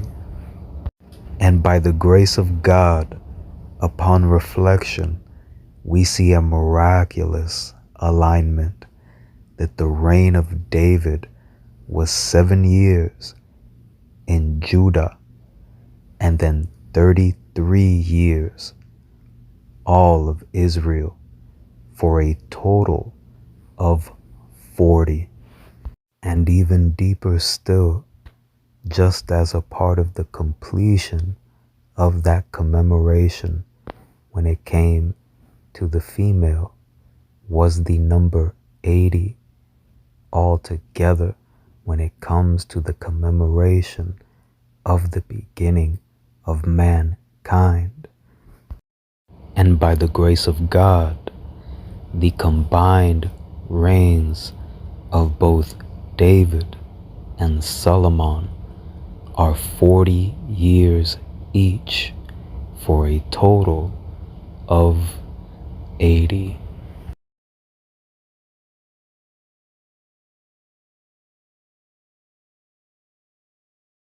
And as we are able to behold that David reigned for 7 years in Judah, directly overlaying with the 7 days for the birth of a male as held in Jubilees and Leviticus. 6 months overlaying, of course, with representing creation done on the 6th day. And also then 33 years ruling all of Israel, directly aligned with the completion of the 40 days outlined in Jubilees and Leviticus. And a part of the completion of that commemoration, the 80 days for the birth of a daughter, we see the combined reigns of both David and Solomon equal 80. This alignment of the reigns of David and Solomon, along with the commemoration of the creation of Adam, completely bringing all the more understanding to Israel is my son, even my firstborn, let alone the sharing of the decree in Psalms, you are my son, today I have begotten thee, and brings all the more credence to Adam in acronym form, serving as a calendar or a clock, since Adam to David to Mashiach, Messiah, Christ, which by the grace of God is myself. And further revelation of the absolute supremacy of God itself, composing and conducting order where we may perceive chaos, is the fact that there are 14 generations from Abraham to David, and then 14 generations from David to the exile in Babylon. And just as the studying of our chronological history has been the subject of focus of many great angels, those studies have extended to gematria, the ingenious infusion of letters and numbers, which, as we are made in the image of God, we have used to reflect the order and orchestration that God itself has conducted throughout the universe. As the famous saying in Psalms 23, "For thou art with me," shows to be a poetically placed sweet symphony, as "For thou art with me" in orchestration is flanked with 26 words on both sides, just as we have seen here through its orchestration of order. For thou art with me is revealed all the more. Okay. Who anointed David? Ultimately, God, as you are even mentioning that God anoints. And though obviously I know what G Will means when he says who, it is fitting, it is very timely to bring up Numbers chapter 23, verse 19, that God is not a man, not a human. It does not lie. And as we study and strengthen ourselves with these scrolls and books throughout the arc of time of our covenant with God, connections which authenticate these records are revealed. And as we are about to go deeper into how God can use any of its angels, of course, also outside of the children of Israel, here we see a prophecy in the book of Numbers fulfilled by David. I see him, but not now. I behold him, but not near. A star will come out of Jacob. A scepter will rise out of Israel. This prophecy that goes on to essentially state that Moab and the people of Sheth, also translated as Tumult, the deciphering of these translations referring to either the Moabite warriors or the surrounding people, a king or city. Now this prophecy was done by Balaam, who was not of the children of Israel, and in fact tried to curse them 3 times on the orders of a Moabite king. And in 2 Samuel chapter 8, where it lists victories of King David, we see a particular detail when it comes to Moab. In reflective parallel of Balaam trying to curse the Israelites thrice, 3 times, David lined the Moabites, dividing them into 3, all the more highlighting the connection of this prophecy to its fulfillment. Divine providence of God. How did he anoint him? Hold on, G Will. We're moving the goalposts here. Because you're moving kind of slow and so I'm moving I need slow. to speed up the pace. Okay, then let's make this quick. My questions just a little bit, and so I want to talk about something else when you kind of get stuff figured out. You know what I'm saying? Wait, hold on. Let me just cut right to the chase then. Does it not say in the Old Testament the tribe is according to your father, including? It does say that you personally are whatever you are whatever your father is. Okay. So is Ruth's dad a Moabite? Hold on. It's still according to the father. Is David's father of Judah? Ruth's dad a Moabite? David's father was of Judah. That is the point.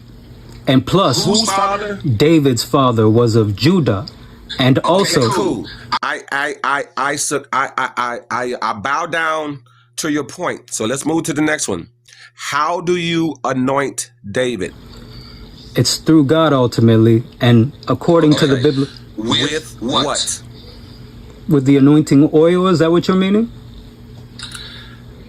They said David got anointed, right? That is correct. And as you know, in the 5 books, it does state what exactly is in anointing oil. Okay, where's it located? It's located in the book of Exodus, chapter 30. I got you. 27 or 25 through 32. And it says, it shall not be poured upon no man's flesh, and it shall not make any other like it of its composition. And it shall not be poured upon a stranger either. David was not a So who stranger. anointed Cyrus? Cyrus is a stranger. I didn't say Cyrus was anointed. Cyrus was someone from outside of Babylon. That's what Isaiah said in Isaiah 45:1. It says, to my anointed Cyrus. Who anointed Cyrus? Now, previously and originally, I stated it's God that anoints ultimately. And also, now we're talking about something. Cyrus and what? G. Will, why are we talking about Cyrus? My original question. Isaiah is a false prophet. First of all, we can get in. Say that. We can get into all of that. Now we will get into the context of Isaiah and as to what exactly was meant. As the anointing oil which anointed priests and kings, of course, was not used on Cyrus. And unlike David and Solomon, and also as it was with Saul, there is nothing that reads of the anointing oil being used on Cyrus.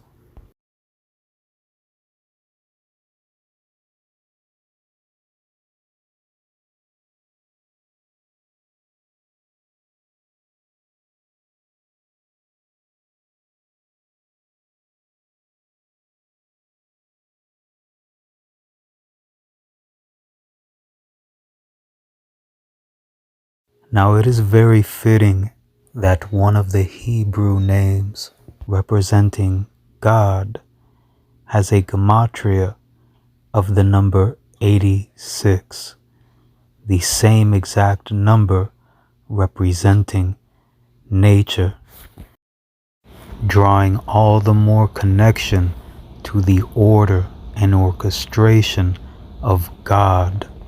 Just as we saw the purpose within the pattern of the 6 days of creation, within the description of the 6 wings of the seraphim, which virtually begin the book of Isaiah, we see that 2 wings are used to cover their faces, 2 to cover their feet, and 2 they use for flying.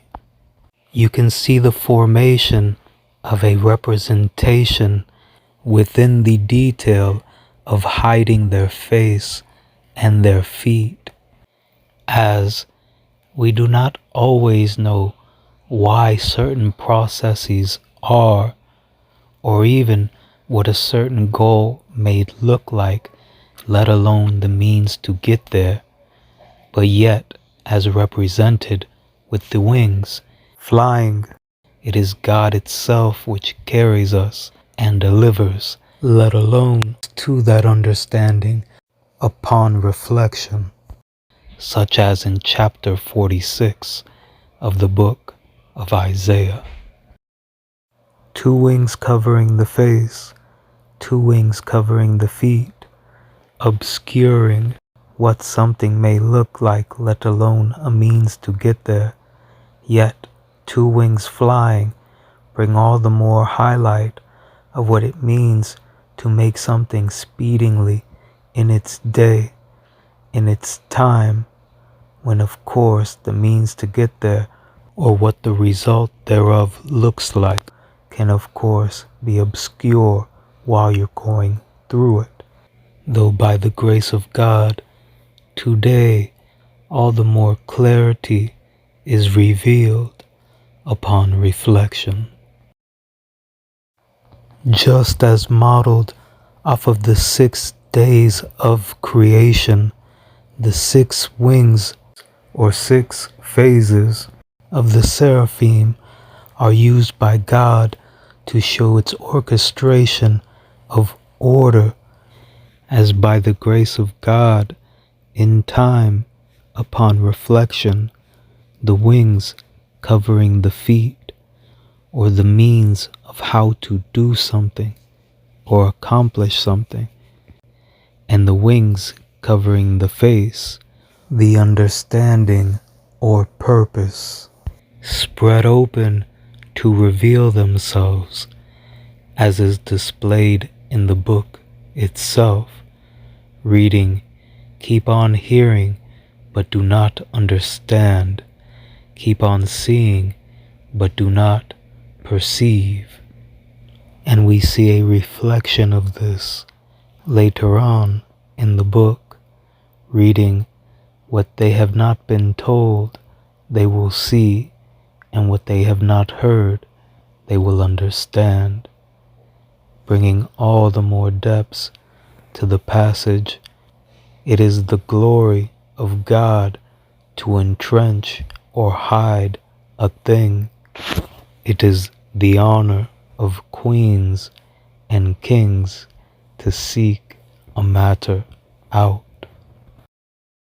As upon reflection, we are able to see that the grace of God is always with us, regardless of how chaotic or random something may seem. And though we will go deeper into the story of Noah and the flood at another time, and further show God's orchestration of order, especially where it may seem the most chaotic. Now, God's grace upon reflection is revealed to us, just as in the reflection of Noah's name. When mirrored in reflection, it reveals grace, favor.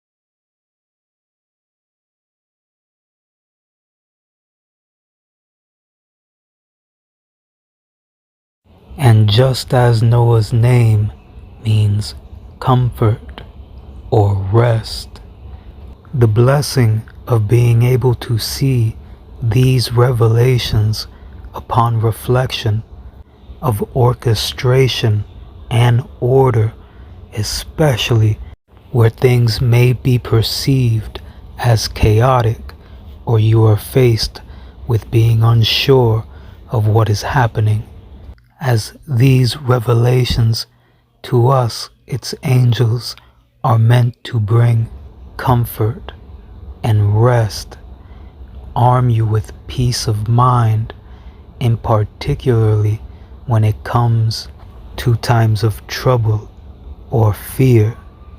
As we see in the book of Isaiah, comfort, my people, is a charge from God. And we will now see how God has used this time, which the book of Isaiah is based in, a time of destruction and exile, to show its control and orchestration of order. Just as we saw, there are 14 generations from David to this Babylonian exile.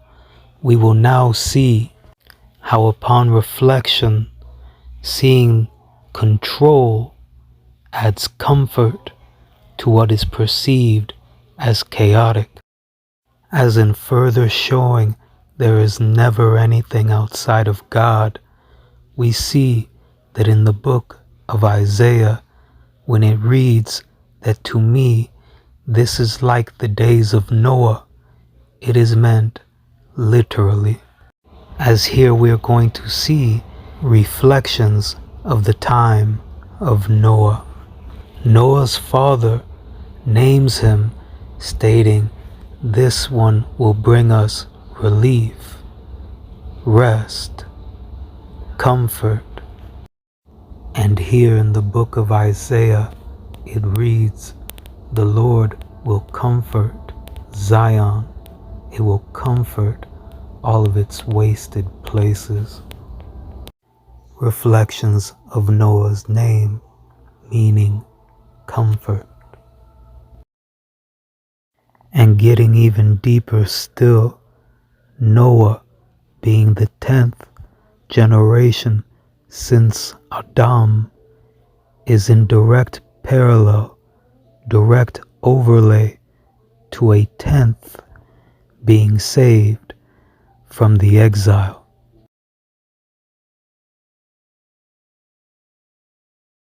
The reflection of these details run even deeper still, as just like Noah is described as white as snow and red as a rose, with hair as white as wool.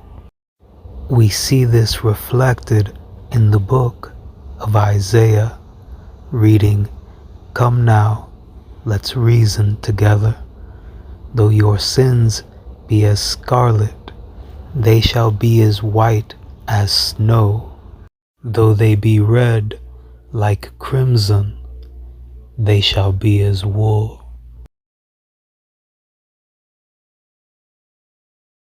Having these things revealed to us upon reflection brings all the more clarification to it is the glory of God to conceal a thing, and our honor to search it, to find it out, bringing all the more light to Exodus 33 when Moses asked to see the glory of God.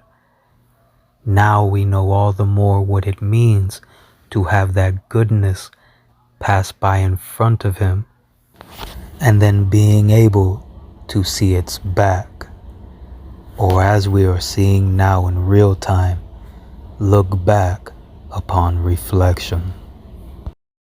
As it is held in the book of Isaiah, "For as the heavens are higher than the earth, so are its ways higher than yours." So just as we saw that God used Balaam to prophesy in Numbers, we also see in Genesis that God went to Abimelech within a dream.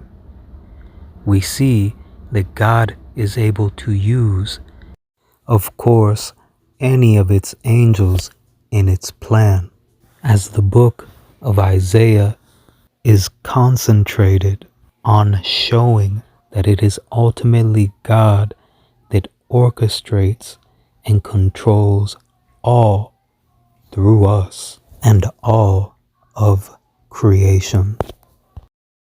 We see in the book of Isaiah that God did choose an ally to carry out a purpose when it came to Babylon. And it is only to this extent that Cyrus is referred to as anointed. This is made all the more clear in the book of Ezra, stating that the Lord stirred up the spirit of Cyrus. And in the book of Isaiah, after chapter 45 and chapter 61, it is understood that Isaiah is either speaking of himself or the coming of the Messiah, which by the grace of God is myself. Now when it comes to himself, there is no evidence of Isaiah being of Levi. In fact, there are holdings that he was of the tribe of Judah. So far, when it comes to Isaiah chapter 61, we see a clear relation to as it was meant in Ezra, where it stated the Lord stirred up the spirit of Cyrus.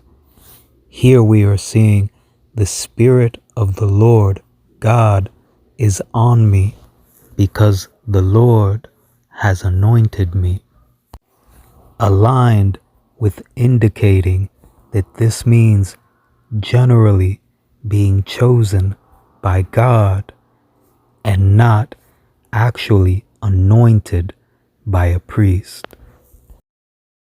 And by the grace of God, when it comes to these historical holdings, we also have evidence as to it being reality.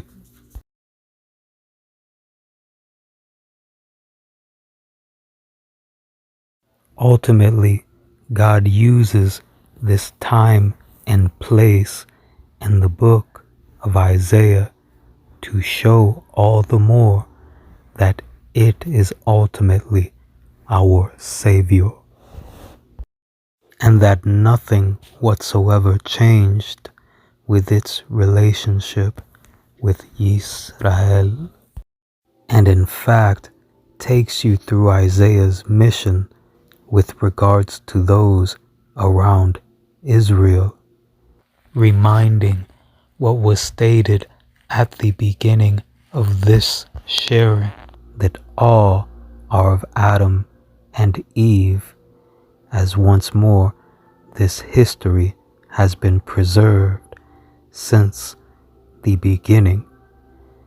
Israel is my son, even my firstborn.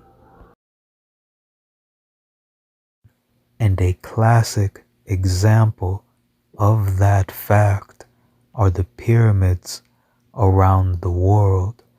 As we look at Isaiah chapter 19, verses 19 and 20, we get an in-depth look at an intimate knowledge of the pyramids encoded into the gematria, as the total gematria of chapter 19, verses 19 and 20 is 5,449.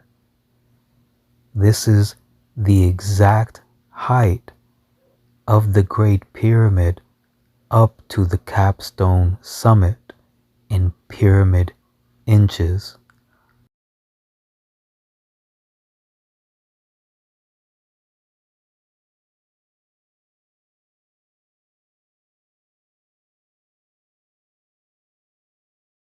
Also, the distance from the entrance to the bottommost chamber. Once more, 5,449. Now once more, here we see a display of intricate knowledge of the pyramid, and it is more than worth noting that when the philosopher known as Thales asked the height of the Great Pyramid, no one could tell him what it was.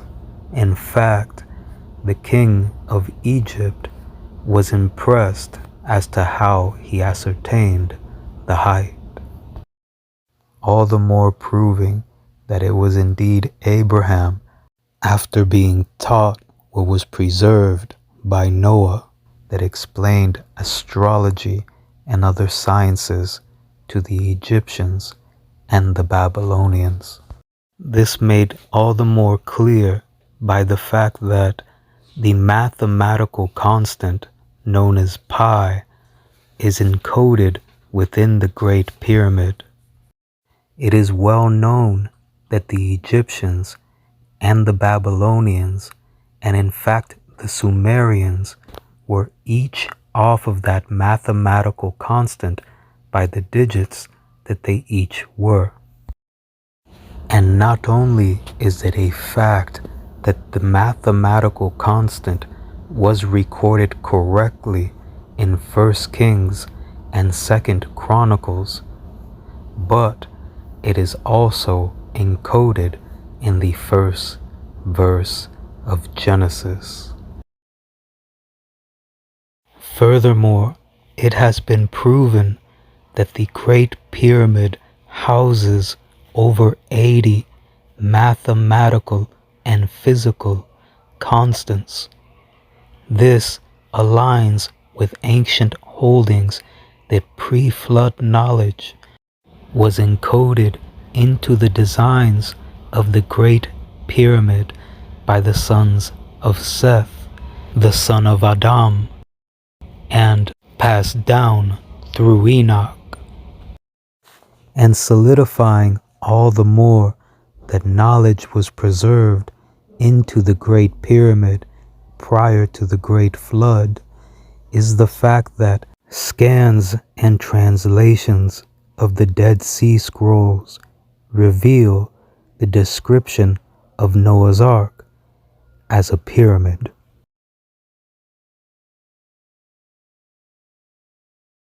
Now I know that this information is world-changing and shattering to a lot of previously held worldviews or preconceived notions. However, what else is there to believe the revelations of God would be like? As high up as this information is, it has been placed groundedly by the grace of God that displays that it has always been and always will be completely in control.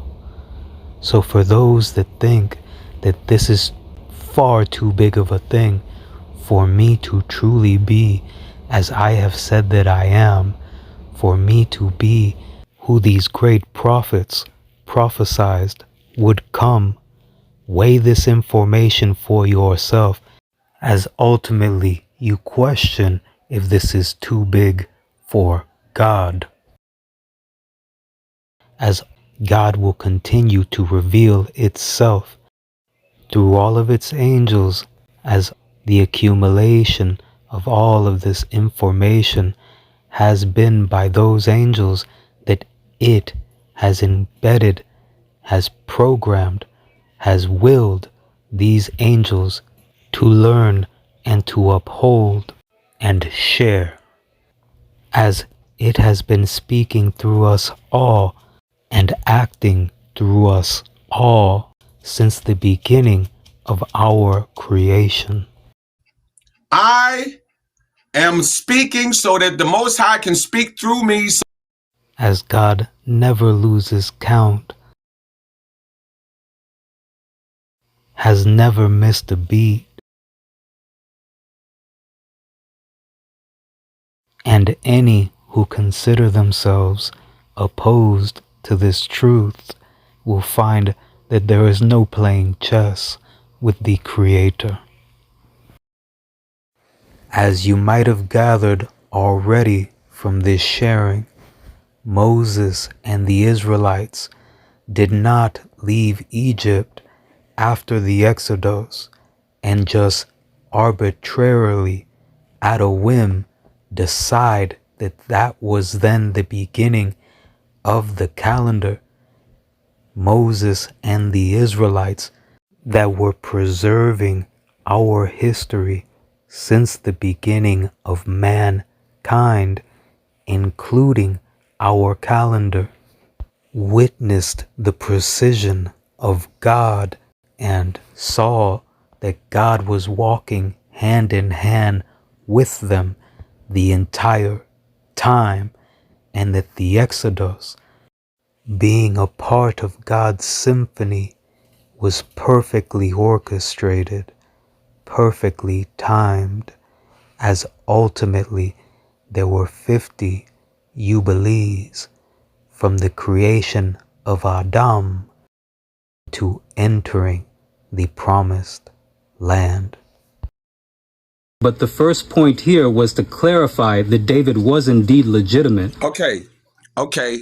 So I said I concede to your point. Okay, then we have nothing else that we need to speak of tonight, and I hope that. Cool. Okay. Thank you, sir. Thank you very much, G-Will, and I appreciate your kind words when I came up.